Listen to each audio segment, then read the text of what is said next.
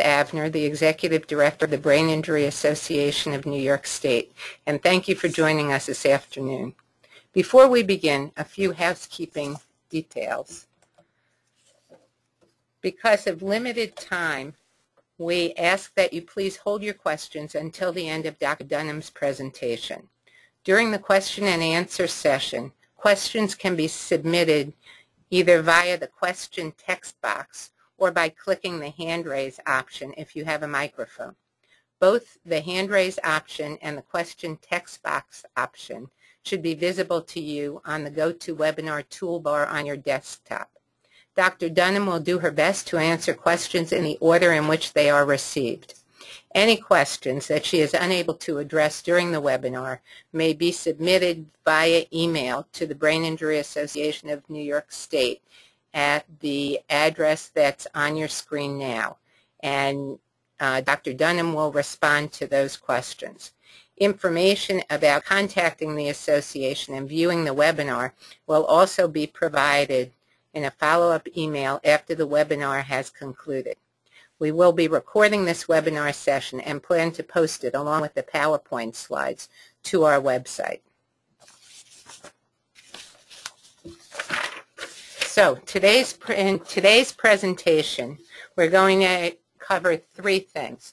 The first is a discussion of traumatic brain injury, giving you some sense of the background of traumatic brain injury, why we're talking about it today, and perspectives on traumatic brain injury. We then are going to discuss understanding traumatic brain injury, post-traumatic stress disorder, and the challenges that these pose for veteran students.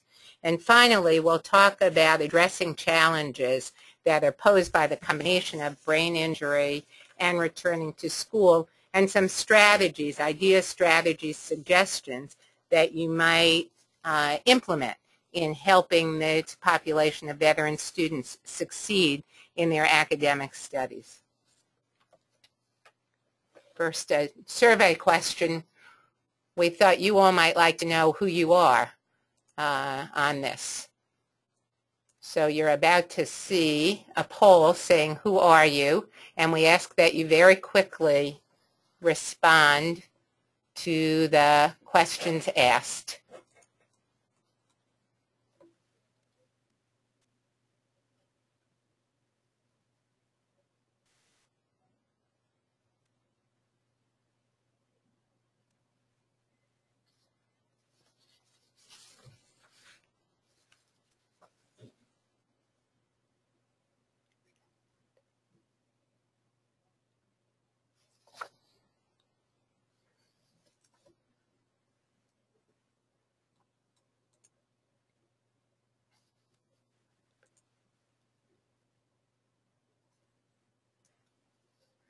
So you see on your screen now, you all get a gold star because everybody apparently, well, almost all of you participated in this.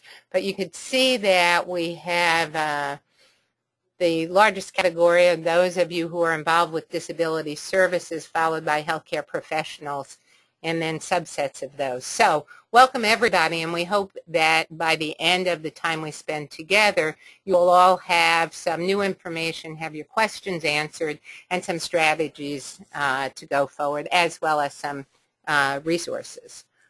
We'd like to start the first part of the presentation with this chart. And the purpose of this chart really is not to say that multiple sclerosis, spinal cord injuries, HIV/AIDS, or breast cancer are any more or less important than traumatic brain injury, but certainly to make the point that they are much better known in our general population. But when you put that together with the incidence of traumatic brain injury, you see that the numbers of brain injuries that are sustained are really far more significant in actual numbers than the others. And I might say that these numbers are also just for the civilian population. For many of us, when we started working in this field, we didn't break out numbers between the civilian population and the military population. However, as a result of some of the factors we'll be discussing today, we now find ourselves in the position of really making that particular distinction. So traumatic brain injury is called the silent epidemic. And again, here the numbers are talking about brain injury in the civilian population. And you can see just from the sampling of numbers on the slide that we're talking about something that is pretty significant and yet not very widely discussed or widely known, although as a result of, I think, the high incidence of brain injuries as a result of the wars in Iraq and Afghanistan, as well as some of the more widely publicized now concussions that have occurred in professional sports, in particular around football and hockey, there's a lot more public discussion in any event about traumatic brain injury and about concussion. And I will say, make one point here that will be made a number of times, both by myself and by Dr. Dunnam, which is a concussion is still a brain injury. A concussion is a so-called mild brain injury. And you'll hear us making reference to that many times during the next hour and a half. So in terms of the military, certainly our soldiers in combat have sustained brain injuries in every armed combat that has occurred in our history. And there have been a number of different names that have been given to the results, really, or the experiences of people who have sustained these brain injuries. However, what is most significant about the most recent conflicts, the most recent wars in Iraq and Afghanistan, is really the numbers of individuals who are sustaining brain injuries. And the very earliest information that goes back, hard to believe, almost 10 years, the earliest information coming out of Walter Reed Army Medical Center really identified that over a third, or close to a third, of all combat-related injuries included a traumatic brain injury. And that's a really significant number that were reported, and about half of the soldiers reported exposure to a blast injury. Now, that combines to tell us that part of the significant difference here is the nature of war in the 21st century and the use of improvised explosive devices, the IEDs or rocket-propelled grenades, RPGs, and the exposure to these blast injuries. And that has spurred not only a significant number of brain injuries, but also an interest in doing some very important research about, so to help us understand better the impact of exposure to a blast injury subsequently. And that research will have application both in the military population, of course, but also in the civilian population. The Rand Center for Military Health Policy issued a report about 3 years ago, and that documented what had been discussed in a number of disparate newspaper articles and research reports that really documented that close to 20%, 1 in 5 of our men and women who were deployed to Iraq and Afghanistan sustained a brain injury. And so again, a very significant number of individuals who have sustained a brain injury, and a close number as well of U.S. service members who both sustained post-traumatic stress disorder or depression. And the combination is also around the 1 in 5. So again, very significant numbers. So why is that significant, and why are we talking about that now when we know that these injuries have been sustained in every war and conflict up to now? Well, certainly the big issue really, or the big forward movement, is that people have survived. Previously, very often when our soldiers sustained brain injuries, particularly catastrophic injuries, they died. However, because of the improved body armor, because of the vastly improved in-theater medical emergency treatment and airlifting to, again, very important, very effective medical treatment, and shorter rescue time and the nature of warfare, many individuals survive their injuries. But they survive with residual issues that we know as related to the brain injury, and many of those will be long-term or lifelong effects of their injuries that will have an impact on every aspect of their lives going forward. So in terms of concussion, as I said earlier, and this is discussed quite a bit when we talk about the exposure to blast injuries. A concussion is a so-called mild brain injury. I say mild or so-called mild because that's just a category, a way of classifying the severity of the injury at the time of the injury. But it may not be at all mild for the individual who is living with that injury. And we also know that the incidence, the numbers, are frequently underestimated, that what we see is the tip of the iceberg. First, it's much easier to capture the incidence of moderate to severe brain injuries, those injuries that you can tend to see when you look at an individual. Second, we know that the effects of concussions are sometimes delayed, and we also know that once an individual sustains one concussion, they are more likely to sustain another and another. And so it may be after the multiple concussions, the effect of which is cumulative, that you might really begin to see something you can identify.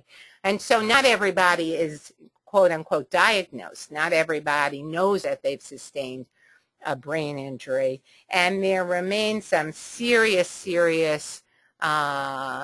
reluctance to seek treatment for a brain injury. Many people feel, particularly our soldiers, feel that they should be able to deal with whatever difficulties and changes they're experiencing. They may not want to admit that they're having problems. The individuals may not be aware that there's something wrong with them or something different with them. And frequently at the Brain Injury Association, we hear from family members that their loved one is not quite the same, although that individual is not aware of changes that he or she is experiencing. And so this is very compelling. Where do I go to get my brain back? And this is really a quote in a story that Secretary of State Hillary Clinton really shared. That goes back to a time when she was in Congress, and she was meeting with some veterans, and she spoke with an individual, an Iraq War veteran, whose wedding ring had melted into his hand during an attack, and who sustained a brain injury that essentially, as he put it, forced him to rely on his wife for basic directions. And this is his quote: "Where do I go to get my brain back?" He said, "You know, I went to West Point. Nobody had to take care of me before. Now, every morning, my wife has to give me a list about where I'm supposed to go and what I'm supposed to do." Again, putting, I think, very eloquently, but very profoundly, a major change in the way this young man is now living his life as a result of the brain injury that he sustained. So Beyond the Invisible is a DVD that the Brain Injury Association of New York State developed working with Lee Woodruff. You will get information towards the end of the webinar about how to access this DVD, but we wanted to share with you a clip from the DVD that really, I think, will make this more alive for all of you, particularly for those of you for whom either the world of brain injury or the military world may be relatively new.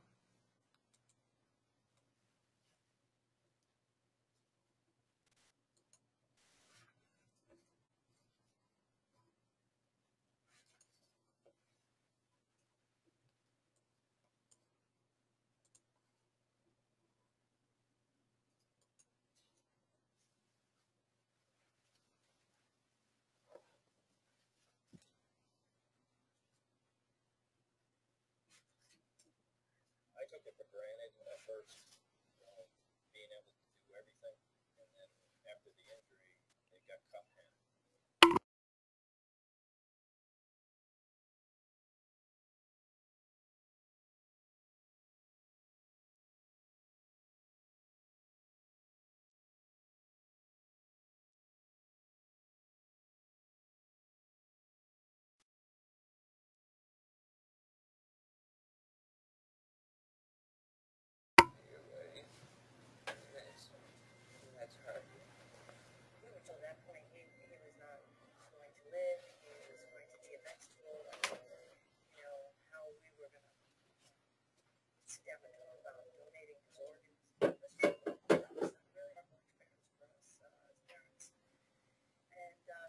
wish I could say I want to erase that at that time, but it's just something that will be with us forever. Went through angry, like, why aren't I 100%?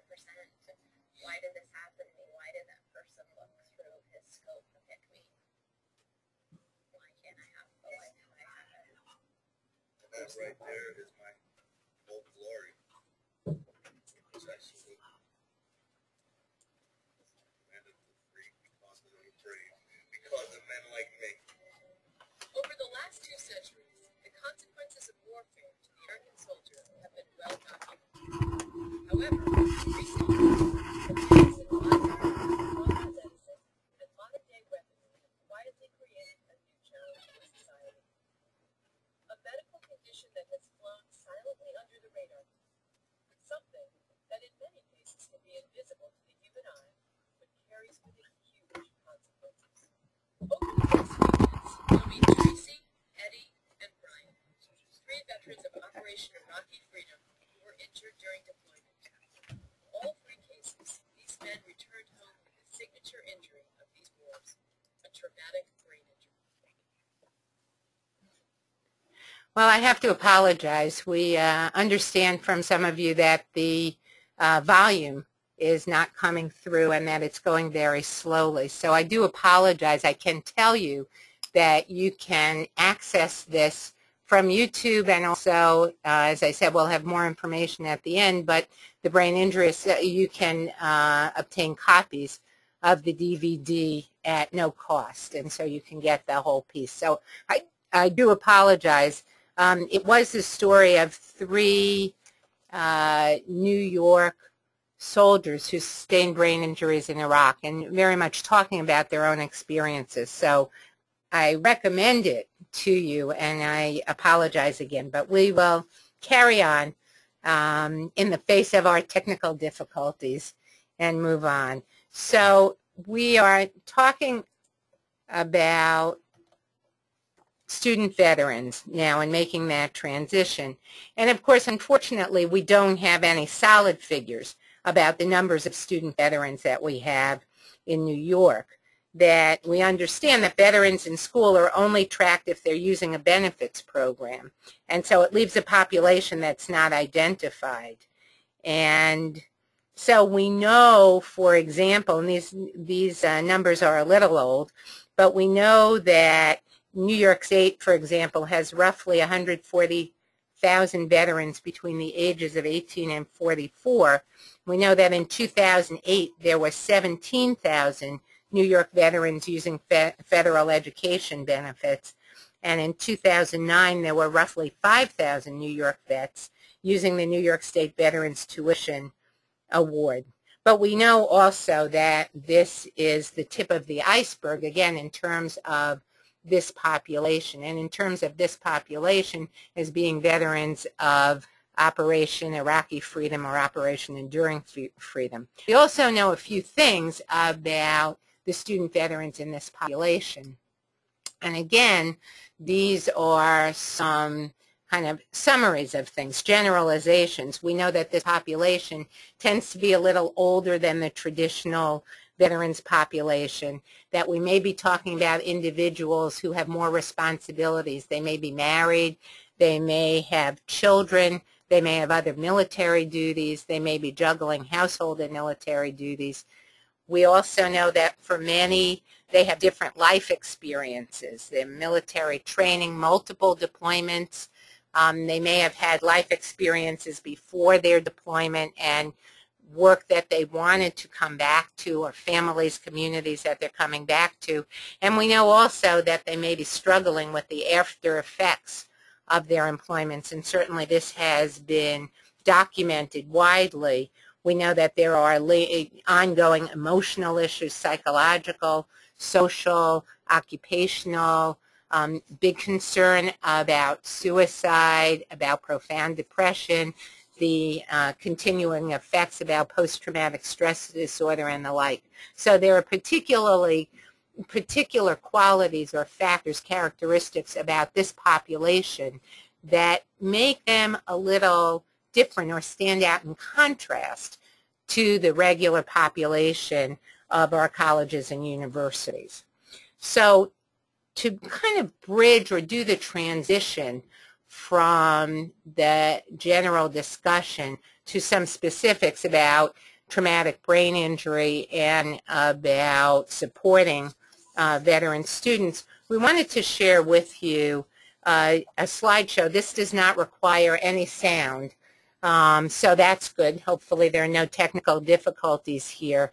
And this is adapted from really a very compelling piece that was done at North Dakota State University that just really will give you a way into the beginning to understand or beginning to appreciate some of the differences with this population of student veterans. So when a service member comes home, he or she may find it hard. I'm not going to read any of the other headings. Those are for you to read and process.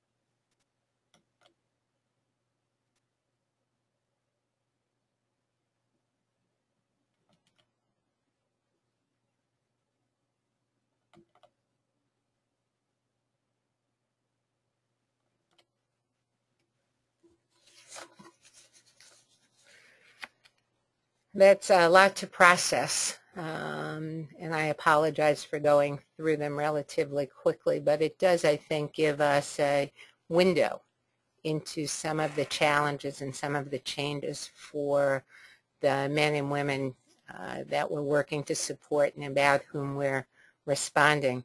It's now my great pleasure to introduce our main presenter today, Dr. Mina Dunnam. Dr. Dunnam is a clinical psychologist and neuropsychologist. She has been in hospital practice as well as private practice for more than 25 years, and she is currently on staff at the Stratton VA Medical Center in Albany, New York, where she's the director of the Neuropsychology Program.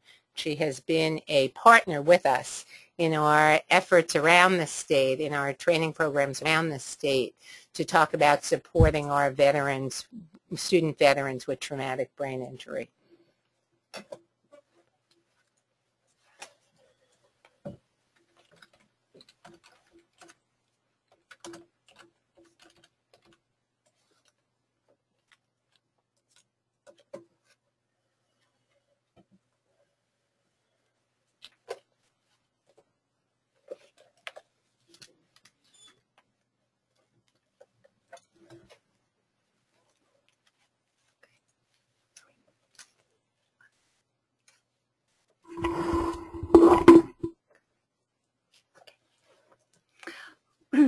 Well, good afternoon.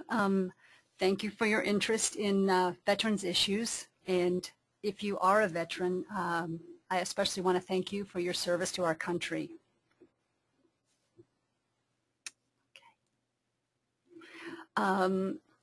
Both the Department of Defense and VA have called for more research and movements in clinical care for head injury and related issues such as PTSD, depression, substance abuse, violence, and suicide. And in the popular press, we also are hearing a lot more about head injury associated with combat and with sports-related injuries. You may remember that in 2009, the NFL and its players' union agreed to set aside about $7 million on health care expenses for retirees with dementia. That was probably for chronic traumatic encephalopathy. And then a 2009 report by the University of Michigan's Institute for Social Research concluded that former NFL players are 19 times more likely to develop Alzheimer's or other memory-related diseases than other men between the ages of 30 and 50. The NFL now has instituted voluntary guidelines to assess a player's condition in the setting of possible concussion. They have 3 measures that they use. They evaluate eye movements. They evaluate the ability to perform cognitive tasks via a standardized set of questions. They have a balance test. And the results of these measures are then compared with the player's personal baseline that was taken before the start of the season. Interestingly, the DoD for the first time has instituted similar procedures. So they test service personnel before and after their deployments to the war zone. Our concern about these conditions is for the present and for the future, how an individual's current abilities and function may be affected by injuries, and how their future abilities and function may be affected.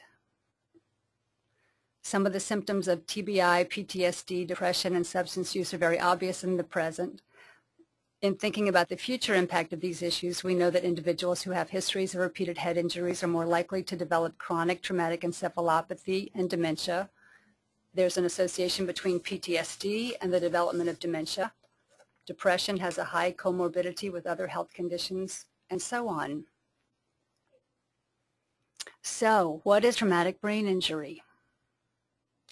TBI is a specific type of damage to the brain when the head is penetrated or affected in various ways. And our focus today is on closed head injuries, closed meaning that the head is not penetrated. Examples of closed head injuries are situations in which the head is hit or struck, perhaps by weapons, fists, sports equipment, or other players, or by falling debris or shrapnel in the combat zone. Situations in which the head is violently shaken, severe whiplash in a motor vehicle collision, shaken baby syndrome, or a blast wave, again in the combat zone. Or if the head hits a stationary object, a windshield in a car crash, or a gun mount in a Humvee. And I will just call your attention to the graphic here, the gunner in the Humvee.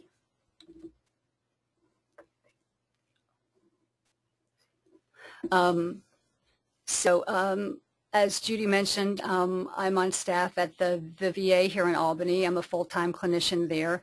A quarter of the referrals to my clinic relate to traumatic brain injury. And this individual, the gunner in the Humvee, is the individual that I see most frequently. This is the person who seems to be suffering or experiencing the brunt of the injuries that are coming to me clinically at any rate. So, concussions. A concussion is a head injury, is a mild brain injury. These are synonymous terms. A concussion interrupts the brain's normal functioning and produces a diminished or altered state of consciousness or awareness. In most cases, a person with a concussion does not actually lose consciousness, but will experience some alteration in consciousness. You may wish to consider whether you've had a concussion or someone in your immediate family has. The alteration in brain function is manifest in various ways. It may be a feeling of being dazed, mentally confused, having feelings of unreality, misjudging or misperceiving situations. This is why the individual affected, the patient, is not the best judge of whether he or she is okay at the time. Perceptual distortions, seeing stars, the kind that Wile E. Coyote experienced at the hands of Roadrunner in the cartoons. dizziness, nausea, vomiting, persistent headache, and so on. The medical definition of concussion is a clinical syndrome characterized by immediate and transient alteration in brain function, including alteration of mental status and level of consciousness resulting from mechanical force or trauma. Now, recovery from a single concussion generally is quite good. Problems arise when the head is injured several times, particularly when injuries are more severe or occur close together in time so that the brain has not sufficiently recovered. Our service members may already have been exposed to concussions prior to their military service, playing sports, being in motor vehicle collisions, and so on. This increases the risk of problems following combat-related concussions. And as I said, repeated concussions are concerning, particularly when they occur close together in time before the brain has had a chance to heal or recover between incidents. In combat, it's possible this may occur for several reasons. For example, repeated exposure to blast from frequent missions night after night. Another factor is the limited attention that troops give to personal injury during combat. And this relates to a concept that I think it's important to be aware of, a term, something that's termed battle mind. This is a soldier's inner strength to face fear and adversity with courage. It's a mindset of mental toughness in which the soldier becomes able to ignore pain, obstacles, and setbacks in order to remain in the battle. In my research study on TBI in veterans here in New York, we're following 500 individuals over a period of several years. 44% of the participants in our study have been diagnosed with head injuries during their deployments to the combat zone. And yet when I asked these individuals, did you seek care at the time they were injured, they will say, no ma'am, I took care of my men, I took care of the mission. Later I went back to the FOB, the forward operating base, and I got some of my own Tylenol. One Marine came to his appointment with me and arrived in a t-shirt that read, "Pain is weakness leaving the body." So these kinds of attitudes, self-sacrifice, reluctance to seek help, these are core traits that are valued in military culture. They're admirable. They make assisting individuals and helping them transition from combat to civilian life, helping them in the healthcare system, helping them at places like college, more challenging for us.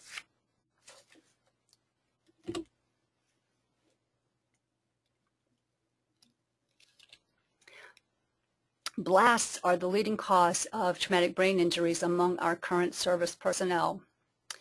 Blasts result from the detonation of IEDs, RPGs, and other explosive devices.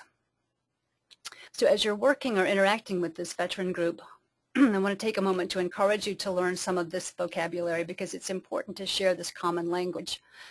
An IED is an improvised explosive device. This is a sometimes crude, sometimes ingenious made-up explosive. It may be buried in the road or attached to an object such as a car or a post or to a child. An RPG is a rocket-propelled grenade.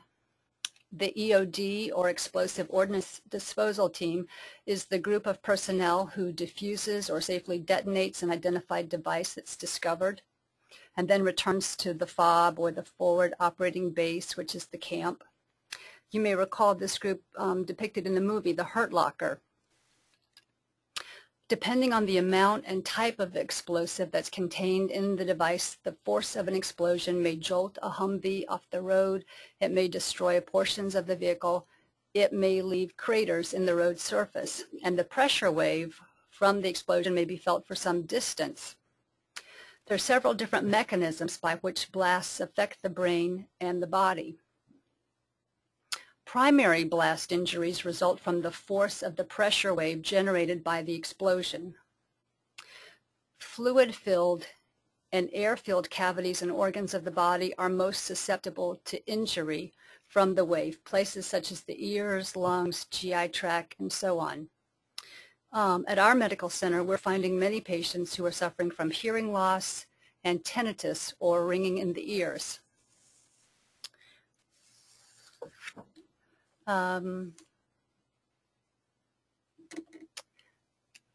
exposure to blasts can affect the body in other ways, and these can interact and result in more prolonged periods of recovery.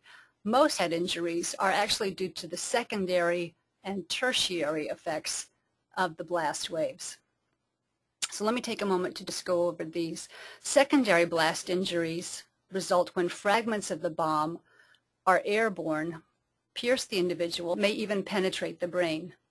So as I said, these are very messy bombs. I recently saw a soldier who had 140 pieces of shrapnel removed from his face, his neck, and his shoulders. You can imagine that he had a very large ring of scars around his forehead. Tertiary blast injuries occur when the service member is placed in motion by the force of this blast wave and then comes to rest against another stationary object. Think of the gunner in the Humvee that I mentioned earlier. This is the person, again, that I see most often who seems to be most at risk. Along with head injuries, we see fractures and crush injuries that result from this tertiary kind of blast injury. And then the last one here, these kinds of injuries result from burns, lack of oxygen, and the inhalation of toxic chemicals that may be released from the bomb.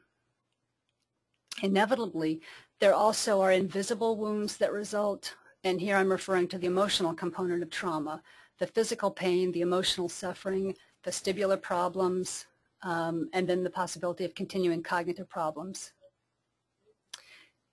In my clinic recently, I had a 27-year-old young man who had completed 3 tours in Iraq. He came to see me because he was complaining of memory problems. He said, I can't remember what I went into a room for. I can't keep track of things I have to do this week. He had been severely injured in the spring 3 years before when an RPG exploded in the Humvee in which he was that gunner.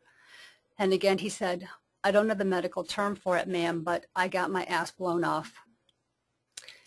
These fellows are unfailingly polite. He's had 30 or 40 surgeries. He has a permanent colostomy. He has chronic bladder infections. He's incontinent of urine at night. He has just a host of medical problems, but he's remarkably pleasant. Intellectually, he scores in the high average to superior range. He's a very bright young man. He's a high school graduate, and he's contemplating returning to school.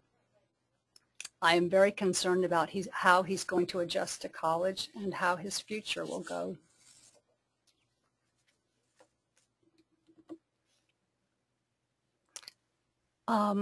On this slide, we see a list of the common problems that arise in the wake of brain injury. It's broken down by large domains or broad areas of function in a way that sometimes is helpful for treatment planning. In our TBI patients at the medical center, we're seeing a pattern of particular difficulties in the third item on this list, the area of executive functioning. And executive functioning is a subset of cognition. It refers to the domain of cognitive abilities that are necessary for successful goal-directed behavior. And it includes things like planning, anticipation, determining a course of action, generating novel strategies when current solutions fail or prove ineffective, accurately assessing threats, self-regulation, appropriate risk-taking, organizing time and space, and so on.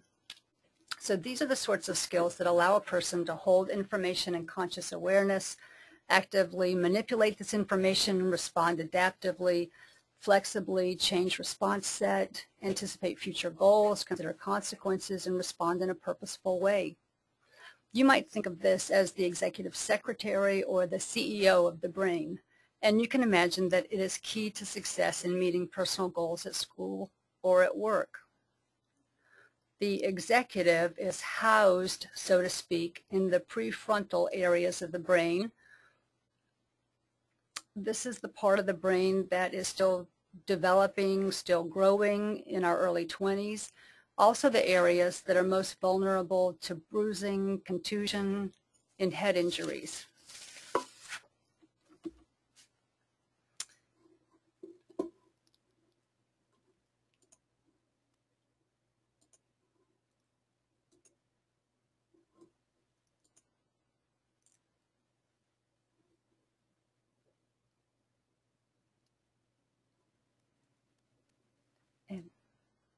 Yes.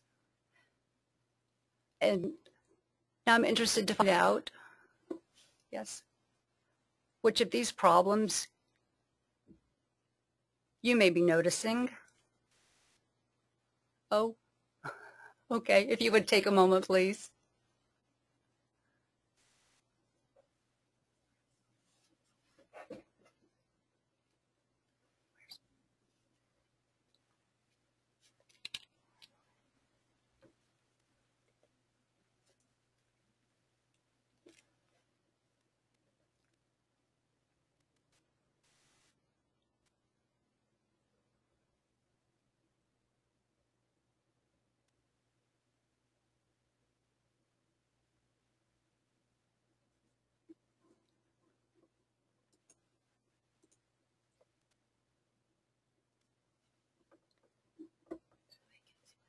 Okay, all right. I appreciate your responses. It looks like a almost overwhelming group of you are seeing pretty much all of these difficulties that we were interested in. Yes. All of them. Okay, that's very interesting. Okay. I appreciate your feedback about that.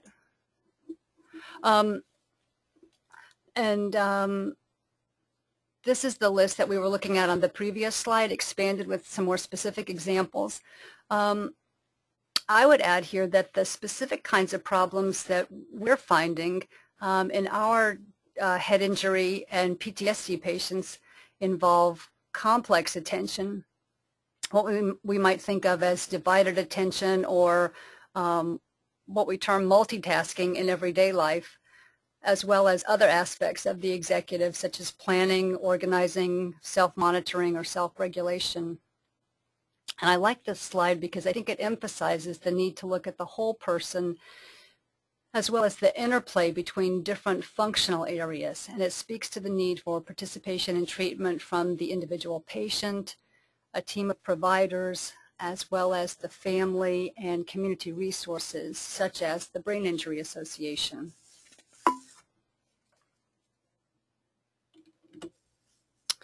In our work with veterans returning from deployment, we're seeing a complex of injuries and conditions that has given rise to some new terms, including this new term, polytrauma.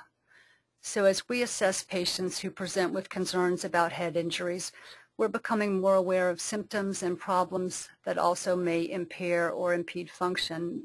There's a long list of these, but chief among them are the neurobehavioral symptoms, sensory difficulties such as the hearing loss and tinnitus that I mentioned earlier, visual deficits, sensitivity to bright lights, vestibular dysfunction, postural instability.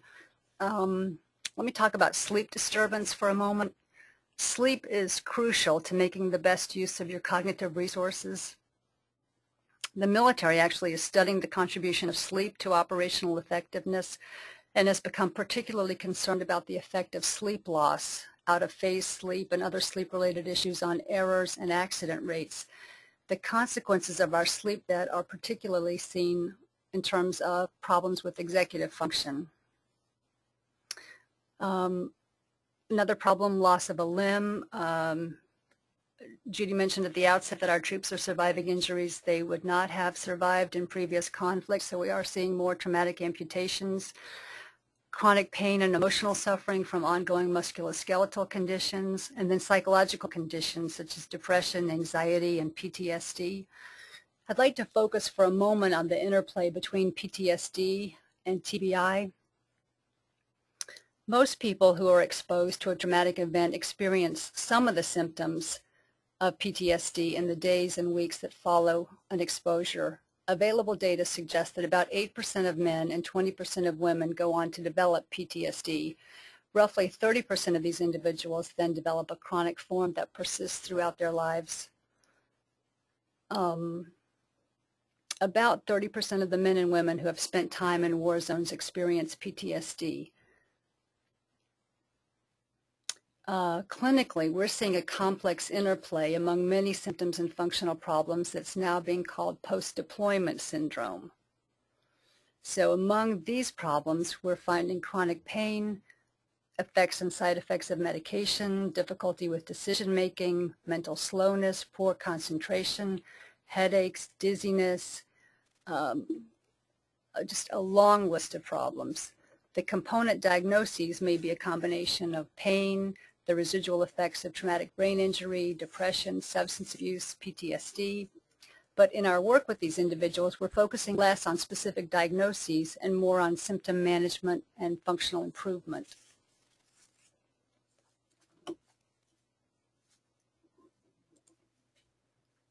So I'd like to focus on the kinds of cognitive problems that may arise from TBI and the ways that these may affect veterans in the classroom. I mentioned earlier that in our TBI patients, we're noticing problems with divided attention or multitasking. I also mentioned that we're noticing difficulties in executive functions, problems in personal organization, effective problem solving in novel situation, time management. Learning and memory is another area in which this group struggles. Their verbal learning ability may be somewhat reduced relative to their premorbid ability and relative to their age peers. We believe that these three problems in attention, verbal learning, and executive function are likely a consequence of both TBI and PTSD. That is, there seems to be a lot of overlap in the neuropathology and the functional outcomes of those two conditions. We also are finding in our TBI patients difficulties in certain aspects of their communication. Specifically, they may have problems with the pragmatics of speech, and these involve more the verbal and nonverbal rules of communication. So here we're talking about things like eye contact, turn-taking, tone of voice, body language, being able to read a situation. And it's really sometimes true that the nonverbal aspects of communication often make up more of the message in a conversation. So problems with pragmatics may lead to poor interpersonal skills, communication breakdowns, situations in which people can be misunderstood and can misunderstand other people.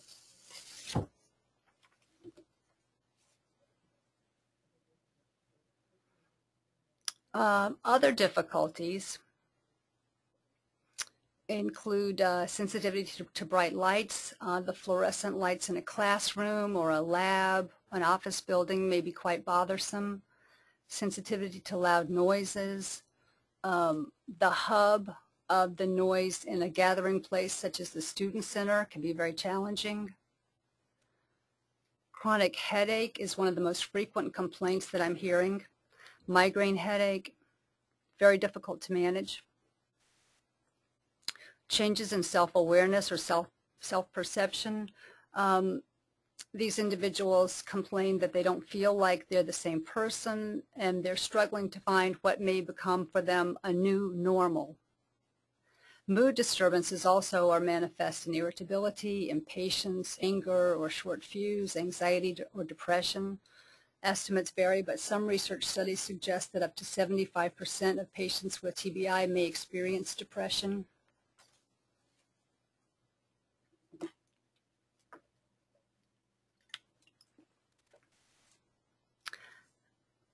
Everyone returns home from deployment changed by the experience of war.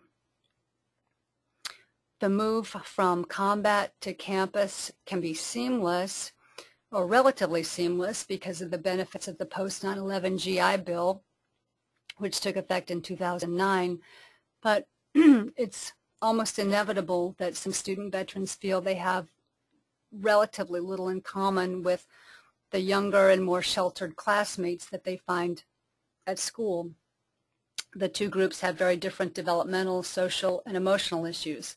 So student veterans often feel conspicuous, they feel isolated, they feel alienated. Other students seem more carefree, There's a more frivolous atmosphere on campus.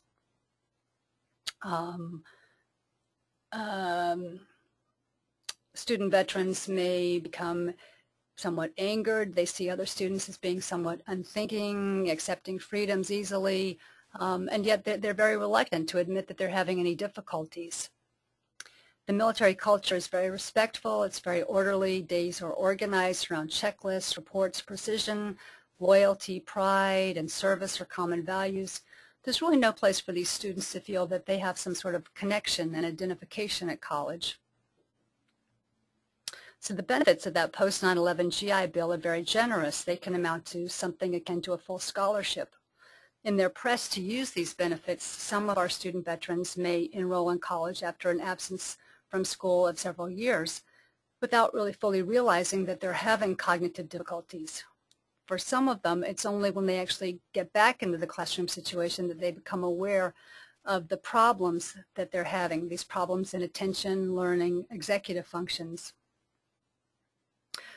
And some of them will have complicating physical and emotional conditions that make it very difficult for them to tolerate being on campus or staying seated in the classroom.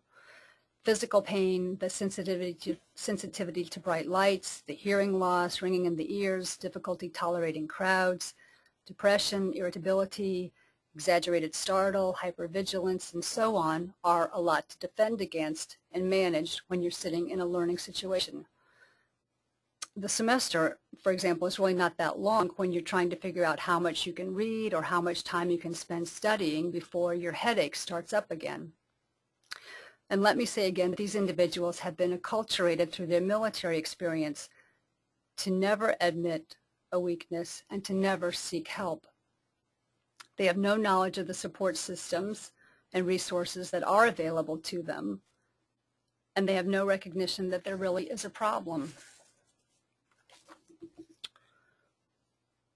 So let's look for a moment at some possible scenarios that may arise and some plausible ways that student veterans do in fact come to our attention. The majority of student veterans return to school on their own and don't request any assistance or guidance from the VA or the academic institution in charting their course. We would like to see this change for those who have identified problems such as traumatic brain injury, but the student veterans would need to self-identify in order for that to happen. Sometime during the semester, the quarter, or the term, the student veteran may begin to experience academic problems and likely doesn't know what to do about them. Some of them simply drop out of school. Some of them come to the VA. Some of them will talk with someone at the college. But most often, they choose not to discuss their problems. They just don't know how to handle them. It also happens that pre-existing conditions may be present and may be exaggerated by the head injury that may or may not have been diagnosed. ADHD is a factor that we sometimes see. We suspect that there is an increased prevalence of ADHD in the military and veteran population, so it's something that we very often look for when these individuals do come to us. It also happens that psychological conditions such as PTSD, depression, and anxiety have cognitive consequences of their own, and these will have interplay with the TBI as well. And we have another question that we would appreciate if you would just take a moment to look at this and give us your feedback about this question.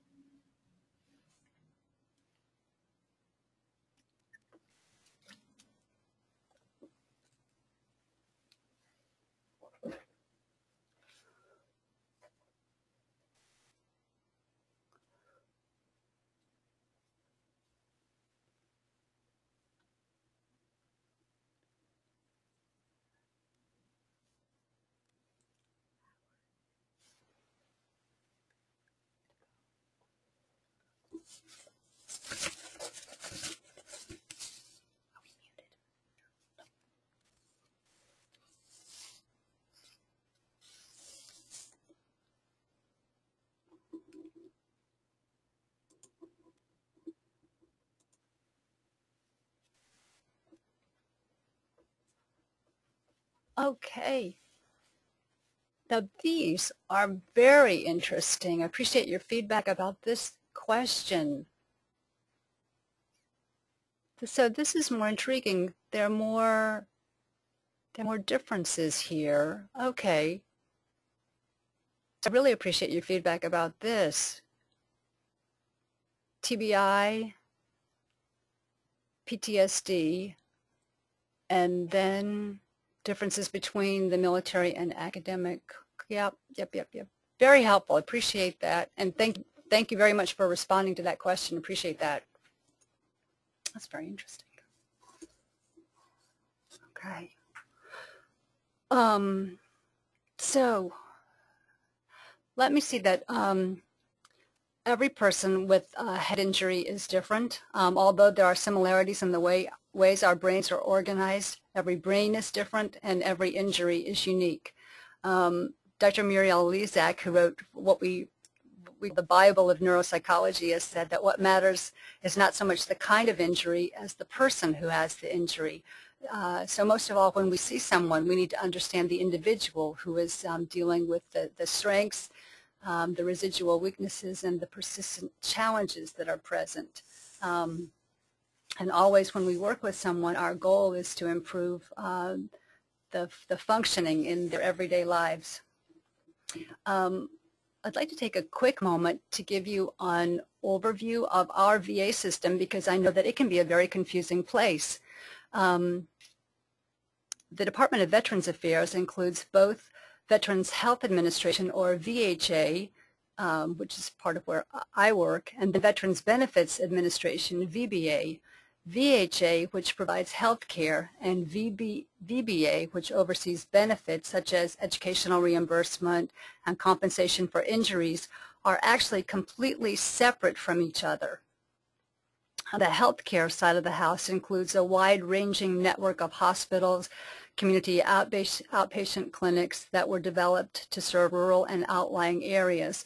And the outlying clinics are staffed to provide primary medical care and behavioral health care and have some specialty services available, although for most specialty care, patients need to travel to one of the main hospitals. From the clinics, we do have a telehealth system that allows us to see, if you will, patients and to offer consultation with providers at the local site. The vet centers are small VA-funded clinics that are separate from the medical centers and outlying clinics and provide confidential readjustment and counseling services to veterans and family members. Their records are actually not part of the patient's medical chart. And the last point I would like to make is that not all veterans use VA services. And in fact, many veterans are not enrolled for care at the VA. So if you do see a student veteran, don't assume that they necessarily are enrolled for health care at the VA.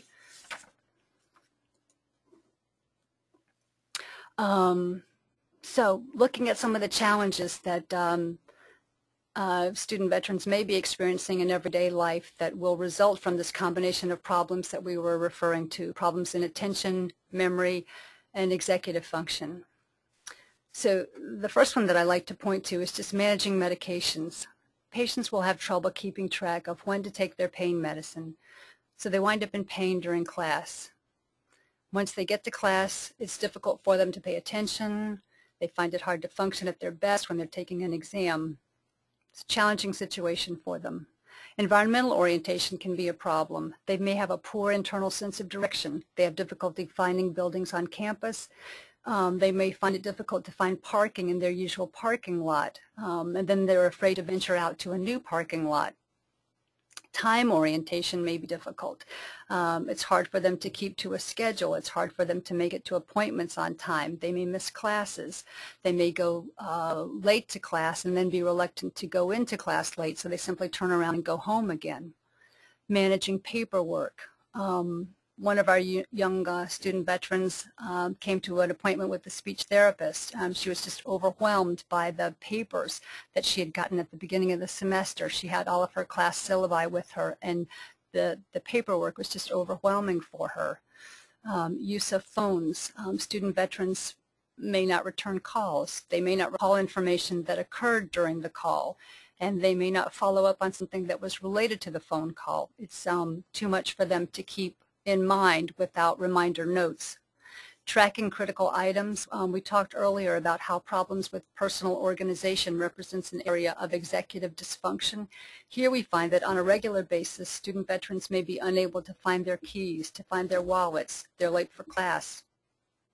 They may not be able to find their textbooks or the work that they need to take to class with them. So what kinds of things can we offer them to assist with these problems? At the hospital, our speech therapist has become the person identified as offering cognitive retraining, and she works very closely with patients to help address and try to remediate these problems.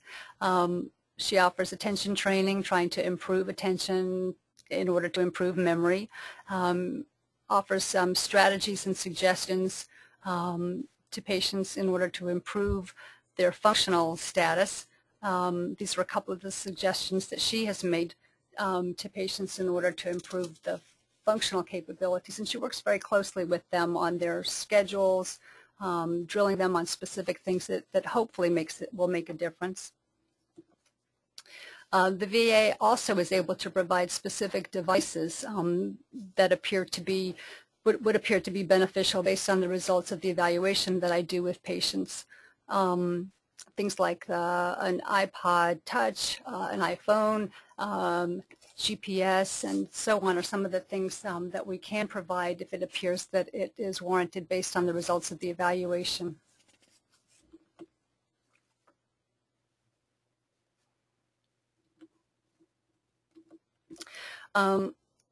Problems in executive function mean that student veterans are no longer able to run on what we might think of as autopilot. That ability to sort of assess the self, to monitor, to make corrections, to plan, to set up goals, to see a task to completion, and so on is challenged. And so the task then becomes one of increasing self-awareness, setting goals, planning ahead for challenges, getting organized, and so on. And you can see how this might play out over the course of the semester.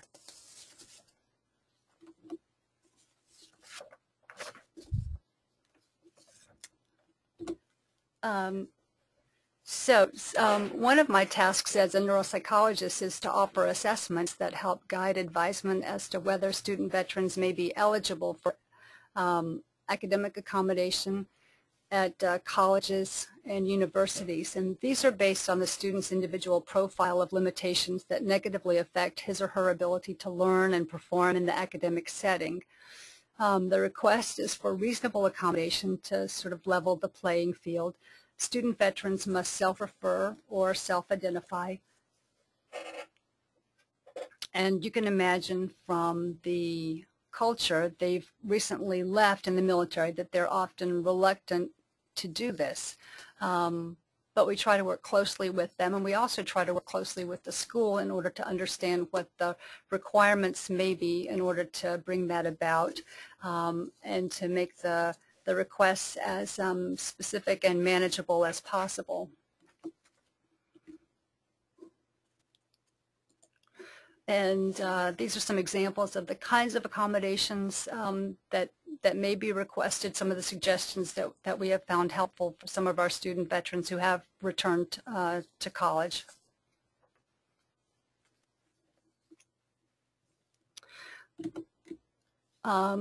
Based on our experiences so far in working with student veterans returning to school, these are some of the proactive measures we've begun suggesting. Preparatory work before returning to school we think is wise. The usual contract is 3 years, so most of these individuals have been away from a learning situation for at least 3 years.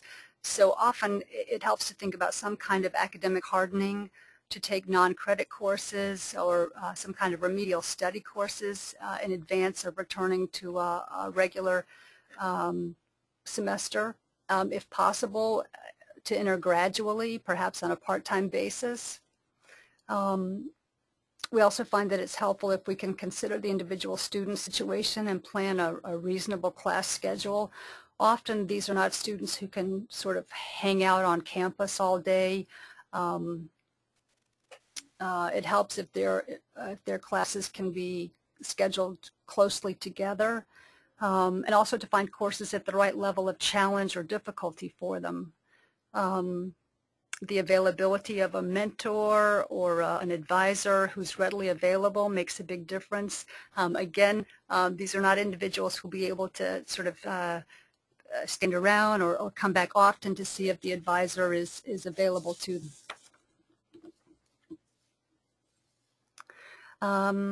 And some more ideas about proactive measures,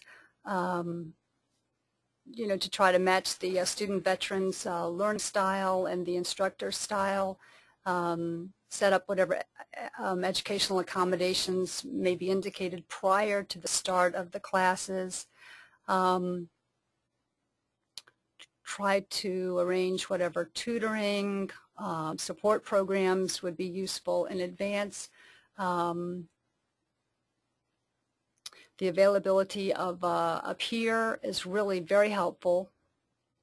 Also would mention that at the medical center we're refining a handbook for student veterans who are returning to school, and we're also developing a program to focus on this cluster of sleep disturbance, cognitive problems, and PTSD symptoms that we see as the core of the challenges that this group of students faces. And then from the school's perspective, I have a few suggestions on proactive measures to facilitate readjustment and reentry. If possible, it would be helpful to offer programs, events, and training to increase the awareness of the faculty and students to the veteran population. Find out how many student veterans there are on campus and what their interests and needs are. I know that some colleges and universities have established a veteran service office and offered a course to teach student veterans to provide support to their peers. Veterans typically live off campus, but some schools have pioneered on-campus housing for veterans in an effort to foster more of a sense of community for them. Having a buddy or a peer available to accompany them can be immensely helpful for someone who's reluctant to speak to a professor about issues related to the head injury, combat service, post-traumatic stress, and so on. Streamlining administrative paperwork for a person who has a head injury. The forms, the procedures, the details can be really overwhelming. And let me say something about parking. I have had head injury patients try to go to class and head home because they could not find parking, and they simply become cognitively overwhelmed and confused in the parking lot. For the group of student veterans who have PTSD, driving is a particular challenge. They will avoid cramped parking lots that don't have obvious escape routes. So they straddle the middle line when they're driving. It's like they're worried that bombs might be hidden in the curves. They're easily frightened, triggered, irritated, and angered by the driving behavior of others. Problems like dangerously aggressive driving, overly defensive driving, and auto accidents are not uncommon. One insurance company found that auto accidents in which service members were at fault went up 13% after deployments. Accidents were particularly common in the 6 months after return from a deployment. So whatever you can do to help with the parking situation would be greatly appreciated. Okay, and then the last thing I have is some recommendations from a student veteran who recently returned to school. So his ideas are to start the enrollment process a full semester ahead of the time that the student actually plans to begin classes. Iron out all the bugs in advance, because those things will, trying to fix the bugs once you actually get back to class will just derail things for the student. And then have everything settled so that when the semester begins, you can concentrate on the schoolwork itself. And that's the material that I have prepared. So we have some time for questions.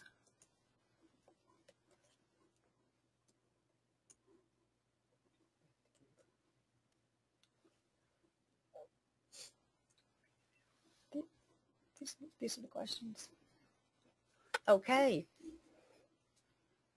And so with your permission, I will read the questions, and they can't see.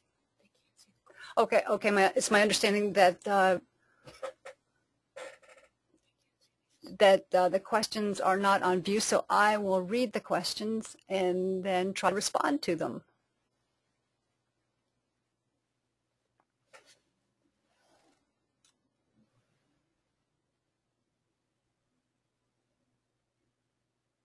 And I'm sorry, this is a very long question. Someone very carefully sent a lengthy question that's just going to take me a minute because I need 2 sets of glasses.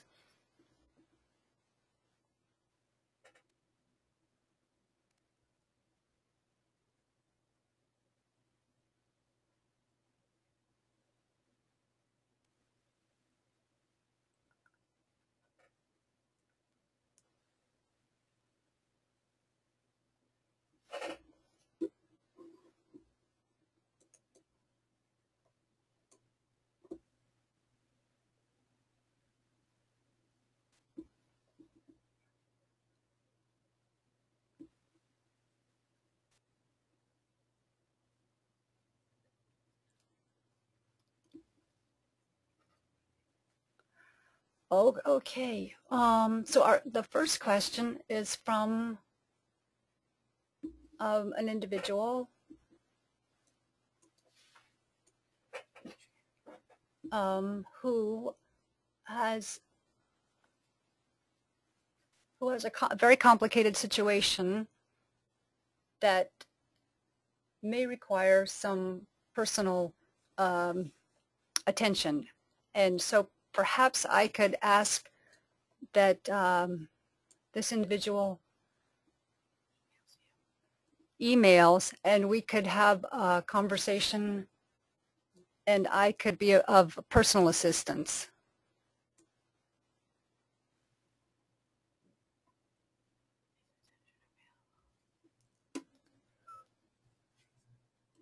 That's a different person. Yeah. Okay. So if this individual sent the question very early before we started, and may I ask that you can you send the question to you? Yeah. Email. If you would email the Brain Injury Association, then they can put us in contact and we can come up with a plan. Okay, all right. That's a good plan. So I'd like to answer the second question. Okay, and the second question is attention training available at the Syracuse VA? I have a colleague at the Syracuse VA, another neuropsychologist, who would be able to help you with that question. I don't know precisely the services that are available at the Syracuse VA. I do know that there is a very comprehensive polytrauma program, well-staffed. There is a neuropsychologist there who would be able to answer that question more directly. And the polytrauma program, I think, would be able to provide you with precise answers about the services and the kind of therapies that they do have available. If you would email, I can put you in touch with the director of the polytrauma program and with my neuropsychologist colleague at the Syracuse VA to tell you more precisely about the services that they have available.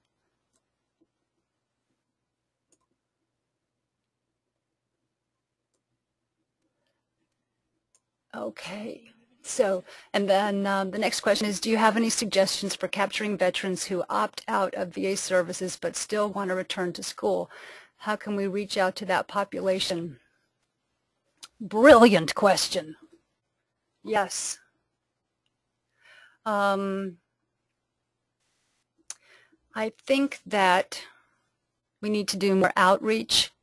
I would love to work collaboratively with you. I don't know where you're located. If you're at an academic setting, you must be. If we could do something collaboratively, if we could find ways to do more information sessions, if we could put flyers out, if we could work together, though I would love to do that, though. It's interesting to me how it is that some folks opt out of VA care. I think that's an interesting issue. I'd like to do more to help people understand a little bit about the VA. I do think it is difficult for people to access the VA. I would like to make it more accessible. But I do know that it's difficult sometimes to interact with the VA, and I think that we could do a lot to make it much more accessible for people. I think, though, that we could do a lot more to inform people about the benefits that are available to them so that they could use those benefits without necessarily having to get health care at the VA. And the next question is, can a veteran take fewer courses and still be considered a full-time student, still receive the appropriate funding?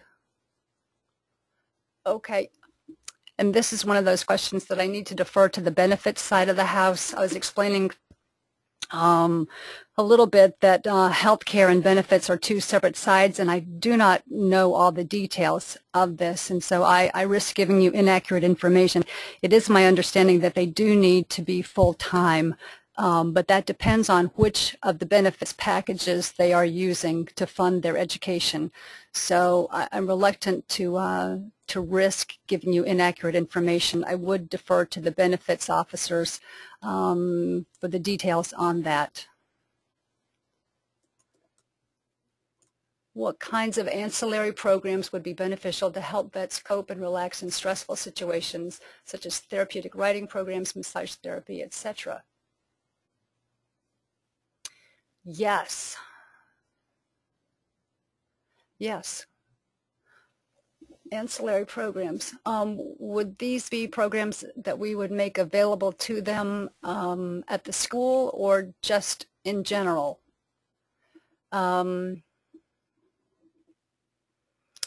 Okay. Oh, okay. That'd be good. Hi. I'm just interested to know from the person who, if you're still on, Tony, the person who asked this question, would these be the kinds of programs that you might want to offer at school or just ideas for outside of school?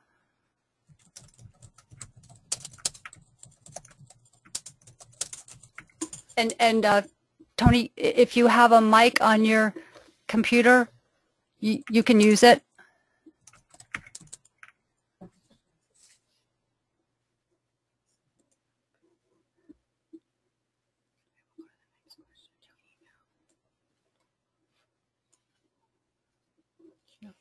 Okay, maybe is she still on? No. Okay, the next question. Can you identify which schools have been surveyed?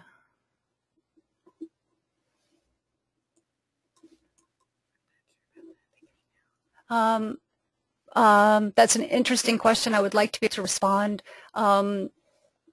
Surveyed in terms of, can you clarify that question a little bit for me? I would love to respond to it. Okay, and the next question, how does a student obtain VR&E services if they are attending under Chapter 33 post 9/11 GI Bill rather than using VR&E to pay? Can they still get assistance, devices, etc.? Is a primary care referral from the CBOC necessary to obtain VR&E services? Okay, great question.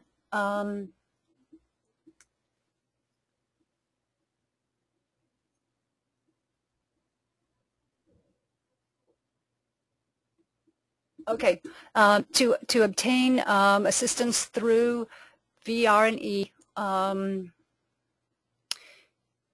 the student needs to be certain percentage service connected. They do not need a referral, though. They simply need to contact the VR&E office. There is one at the hospital, the medical center in Albany. I can provide that contact information for you if that would be helpful. And to get the assistive devices, they need a referral from their primary care provider to the physical medicine and rehabilitation service. Do you recommend vocational rehabilitation counselor specialists to integrate assessment, vocational interest, and coordination of overall case servicing and monitoring because of emotional intelligence overlay for developmental orientation of life learning skills?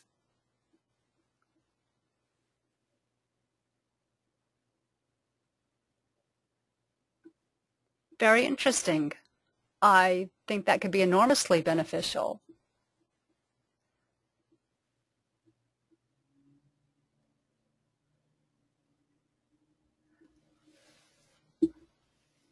I'm not quite sure how that could be arranged, but I think it could be very helpful. Do you have information on the services that are provided by the Wounded Warrior Project? I don't personally have that information, but I would be very happy to get that for you. Some of my colleagues, other psychologists at the hospital who work very closely in the PTSD program, are very familiar with that program and would be able to get you information about it. So if you would like to send me your contact information, send the Brain Injury Association your contact information, I can make that connection for you.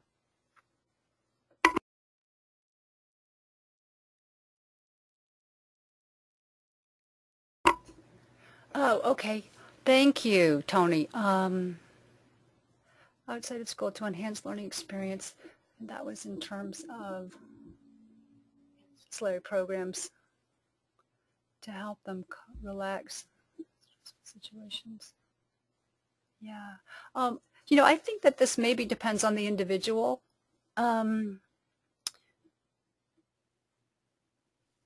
It may depend on the individual.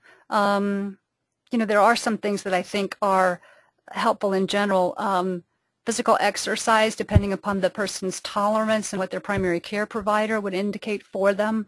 I do think, though, that there's a lot of research to suggest to us that physical exercise does a lot for us, you know, in terms of cognitive benefits, mood enhancement, neuroprotective factors, the physical aspects of exercise, mood enhancement, and so on. So I think physical exercise could be very good.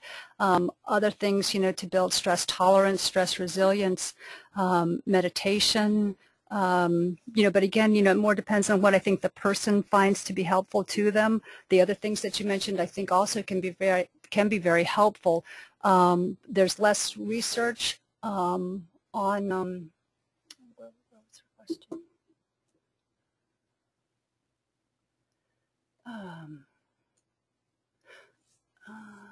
Therapeutic writing programs. There's research underway right now in our area on that very issue, and it will be exciting to see the results of that research. We really can't speak to that directly, but it will be very interesting to see the results of that study come. Yeah, thank you for that question, though.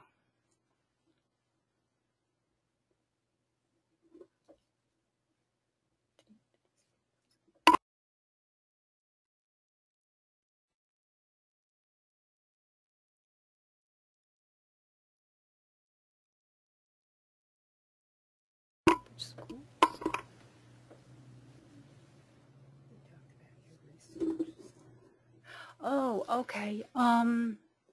Schools.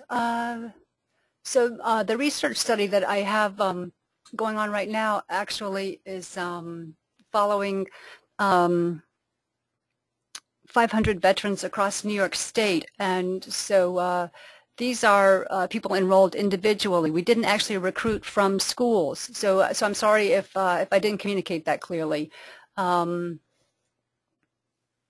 These are individuals with we recruited through the OEF registry and also through clinical referral at the hospital. 500 individuals, 44% of whom had traumatic brain injury, many of whom also had post-traumatic stress disorder, and we're following them over a period of years, bringing them in periodically for repeat evaluations to look at sort of the natural evolution of head injury, healthcare utilization, quality of life indicators, and issues like that.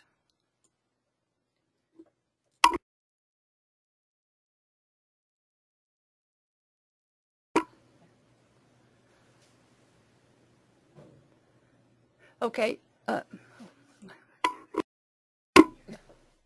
am I on? Oh, okay, thank you. Okay, and so someone has kindly commented that student veterans may be eligible for vocational rehabilitation services even though they do not meet the VR&E percent of 30 or 20% service compensation. So thank you for that clarification. I appreciate that.